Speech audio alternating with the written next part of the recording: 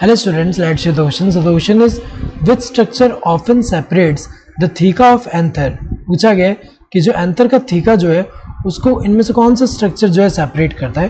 तो अगर हम देखें यहाँ पे, जैसे यहाँ पे ये क्या है, ये जो है एंथर है और ये जो है फिलामेंट है। तो इसका अगर ट्रांसवर्स सेक्शन देखें तो यहाँ पे अगर हम देखें कैसा होता है, ये जो है ऐसा है यहाँ पे। तो ये अगर हम देखें तो ये जो स्ट्रक्चर है ये ऐसा है। तो ये जो है यहाँ पे अगर हम देखें तो ये कैसा होता है कि ये जो है ऐसा है यहाँ पे। यहाँ पे अगर स्ट्रक्चर देखें तो ये वाला स्ट्रक्चर जो है ऐसा होता है।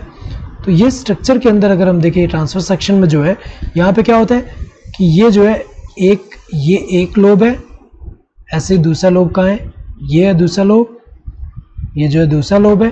तो यहाँ पे अगर हम देखें जो लोब है ये फर्दर अगर हम देखें यहाँ पे ये सेपरेट होता है, जैसे कि यहाँ पे एक सिंगल लोब दो थीका में सेपरेट यहाँ पे हो रहा है। तो ये क्या है, थीका, ये थीका है। तो ये जो सेपरेट है इसको सेपरेट कौन कर रहा है, तो ये जो लॉन्गिट्यूडनल ग्रूव है ये इसको सेपरेट कर रहा है। तो ट्रांसवर्स ग्रूव नहीं, यहाँ पे लॉन्गिट्यूडनल ग्रूव जो है उसकी वजह से ये जो लोब है ये यहाँ पे सेपरेट हो रहा है दो थीका में। तो अगर हम देखें यहाँ पे तो ये लॉन्गिट्यूडनल ग्रूव होगा, ये करेक्ट आंसर होगा, एपिडर्मिस नहीं, ना ही hypodermis. Correct answer would be the second one, that is longitudinal groove. Hope you understood the question. Thank you and all the best.